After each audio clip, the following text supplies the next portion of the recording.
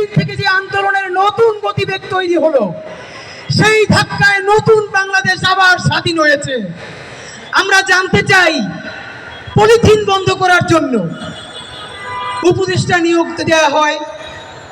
স্বাস্থ্য উপদেষ্টা 70 ঊর্ধ্ব বয়স, নিজে অসুস্থ মানুষ। সায়েন্স ল্যাব মোড়ে একটা ছেলের স্নাইপার শট লেগে এখান থেকে বের হয়ে গেছে। কালকে ওর সাথে টিএসসিতে দেখা হয়েছে।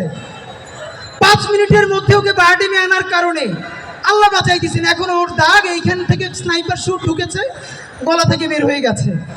ও গেছে স্বাস্থ্য উপদেষ্টার সাথে কথা বলতে, তাকে সে গ্রামীণ ব্যাংকের গল্প শোনায়। শারমিন মুর্শিদের কাছে এই আহত ছেলেরা গেছে দেখা করতে, চিকিৎসার জন্য।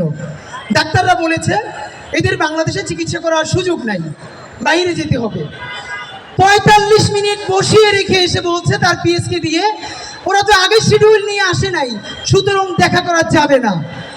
এটা কার সরকার? আমাদের আহত ভাইয়েরা গেছে, চেয়ার ছেড়ে এসে প্রথমে তো ওদেরকে এসে আগে চড়াই ধরতে হবে। এই আপনারা যদি ইউপি মেম্বার নির্বাচন করেন, আপনারা কি মেম্বার হইতে পারবেন? উপদেষ্টা তো দূরের কথা, মেম্বার হওয়ার যোগ্যতা আছে? 2000 ছেলে মেয়ের রক্ত, এই মায়েদের কান্না, তার রক্তের মধ্য দিয়ে রক্তগঙ্গা পাড়ি দিয়ে আপনারা উপদেষ্টা হয়েছেন।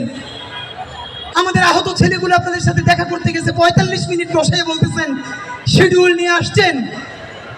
যদি আবারও যাই শিডিউল ক্ষমতা বুঝাই দেবো, কিন্তু বাংলাদেশ ছেড়ে দেই নাই আমরা। আমাদের মায়েরা বলছেন তারা আমাদের সামনে থাকবে, আমরা বলছি আপনাদের পিছনে আমরা থাকবো, যতদিন না পর্যন্ত ইনসাফের বাংলাদেশ বিনির্মাণ হবে। নতুন বাংলাদেশ হবে শাহবাগ মুক্ত বাংলাদেশ, নতুন বাংলাদেশ হবে ফ্যাসিবাদ মুক্ত বাংলাদেশ, নতুন বাংলাদেশ হবে সেই বাংলাদেশের সংবিধান লেখা হবে 2000 শহীদের রক্তের বিনিময়ে ইনশাআল্লাহ। ভাইরা আমার, প্রাইভেট বিশ্ববিদ্যালয়ের পক্ষ থেকে একজন প্রতিনিধিকে অতি সত্বর উপদেষ্টা পরিষদে যুক্ত করতে হবে। নাম্বার 2, এখন পর্যন্ত ডকুমেন্টেড আমাদের কাছে আছে 72 জন মাদ্রাসা শিক্ষার্থী শহীদ হয়েছেন, যার মধ্যে 14 জন কোরআনের হাফেজ, 80 জন, এর মধ্যে 14 জনই হাফেজ। কোন মিডিয়ায় তাদের নিয়ে কোনো গল্প নাই। যাত্রাবাড়ি যে স্টালিনগ্রাদ হলো, আমাদের কওমি মাদ্রাসা আলিয়া মাদ্রাসার ভাইয়েরা বুক পেতে দিলেন, সেই গল্প কোথায়? বাংলাদেশের মাদ্রাসা শহীদ শিক্ষার্থীদের পক্ষ থেকে অতি সত্বর একজন উপদেষ্টা নিয়োগ করতে হবে।